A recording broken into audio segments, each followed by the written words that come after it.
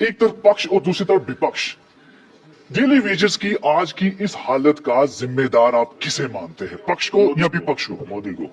Daily wages में मैं कह रहा हूँ आप आरोप लगा सकते हैं, बिल्कुल लगाइए, लेकिन वो सरकार भी थी, नेशनल कॉन्फ्रेंस भी थी जिस तरफ आप धड़े में बैठे हैं, उन्होंने लगाया, आपने कहा ना समर्थन। आप मुझे पहले ये बात आप समर्थन नहीं, मैं समर्थक नहीं हूँ किसी का, मैं समर्थक ना, मैं सपोर्टर हूँ। सुन लीजिए, मैं सच बोल रहा हूँ।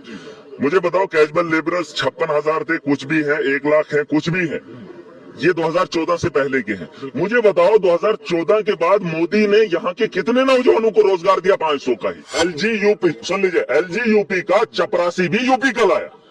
आज बीजेपी वाले कह रहे हैं कि नहीं जी, कश्मीर के लोग ज्यादा हैं, जम्मू के कम है। इनको बोलो, मोदी जी को बोल देना था ना कि सारे जम्मू के ही लगाता। कमेटी से अब आपको उम्मीद है, जो अब डेली वेजेस के लिए जो कमेटी बनाई है, क्या लगता है कि यहाँ ये भी हर बार कमेटियां बनाई जाती हैं? ये हमारा काम है, ये हम करेंगे। आप उनको बोलो जो यहाँ पे हंगामा कर रहे हैं। आज लास्ट दिन था, लोगों को दिखाएंगे हम जम्मू वालों के लिए लड़ रहे हैं या डेली वेजेस के लिए। अभी तो कह रहे हैं हम एक्सपोज करने वाले, कल एक्सपोज करने वाले। एक्सपोज करेंगे। फिलहाल इनको बोलो एलजी को एक्सपोज करो, जिसने एक ही गांव के 15 आदमियों को लगाया है। जम्मू को लगा लेता फायर एंड इमरजेंसी में, कश्मीर वालों को, उसने भी कश्मीरियों को, इसने भी कश्मीरियों को, सरकार भी कश्मीरियों को। जम्मू वाले कहाँ जाएंगे? ये करेंगे ऐसे, तालियां बजाएंगे। ये कोई तरीका है इनका?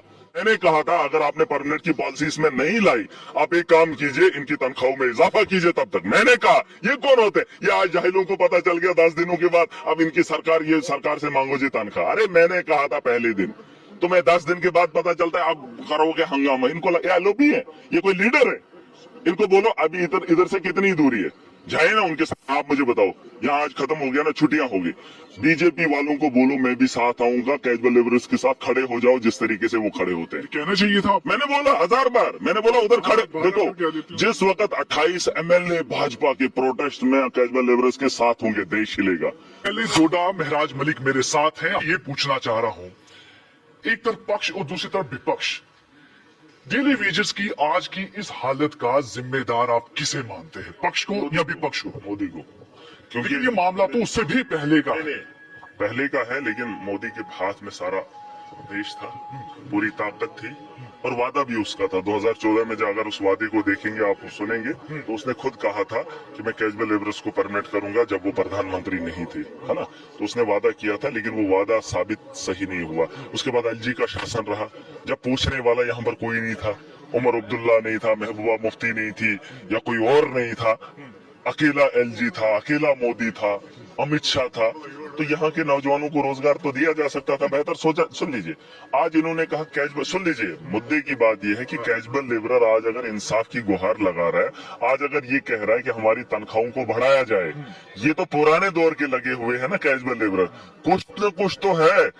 भाजपा को पूछो, ये जो आज हंगामा कर रहे हैं, इनको पूछो तुम्हारे मोदी के राज में 10 साल में कितने लोगों को रोजगार मिला जो मांग रहे हैं या जो खुश है? सुन लीजिए। नहीं, लेकिन डेली वेजेस में मैं कह रहा हूँ आप आरोप लगा सकते हैं, बिल्कुल लगाइए, लेकिन वो सरकार भी थी, नेशनल कॉन्फ्रेंस भी थी जिस तरफ आप धड़े में बैठे हैं। उन्होंने लगाया, आपने कहा ना समर्थन। आप मुझे पहले ये बात, आप समर्थन नहीं, मैं समर्थक नहीं हूँ किसी का, मैं समर्थक ना, मैं सपोर्टर हूँ। सुन लीजिए, मैं सच बोल रहा हूँ।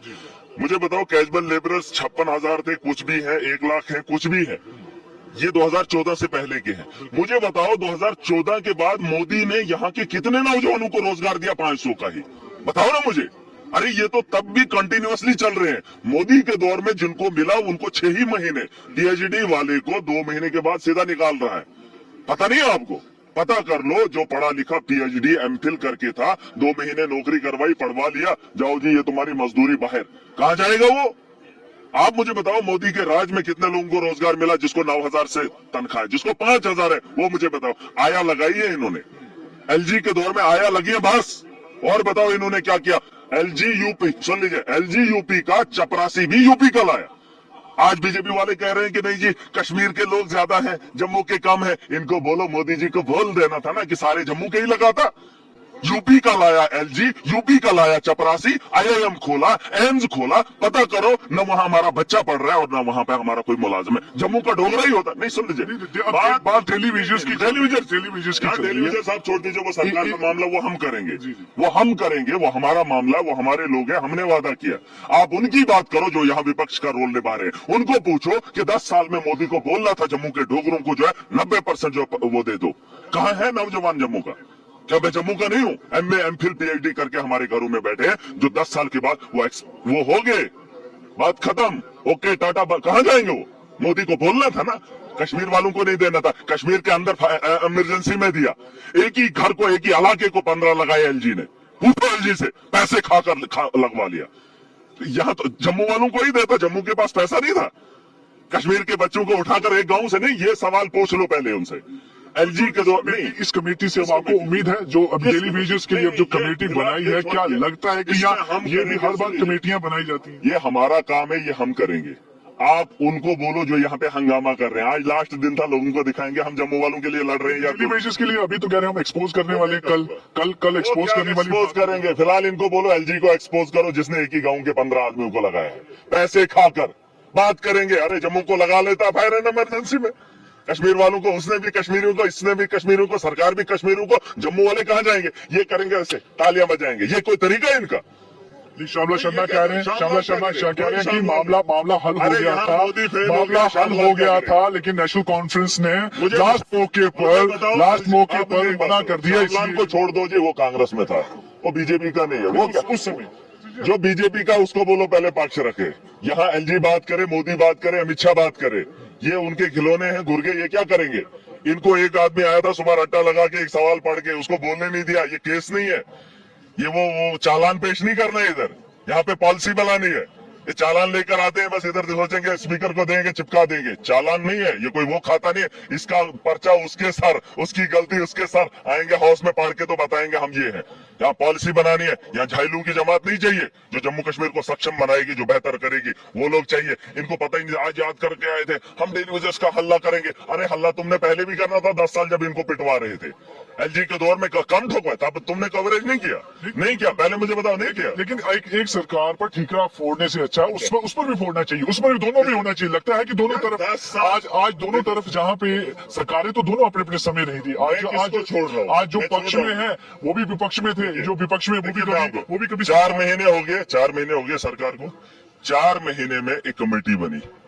मैं पहला शख्स हूं, ये बीजेपी के लोग नहीं है, जब बजट के अंदर कैजुअल लेबरर्स की बात नहीं हुई, उनके परमिट की रेगुलाइजेशन की बात नहीं हुई, पहला शख्स था जिसकी बात हुई। आप हाउस की प्रोसीडिंग को उठाकर देख लो।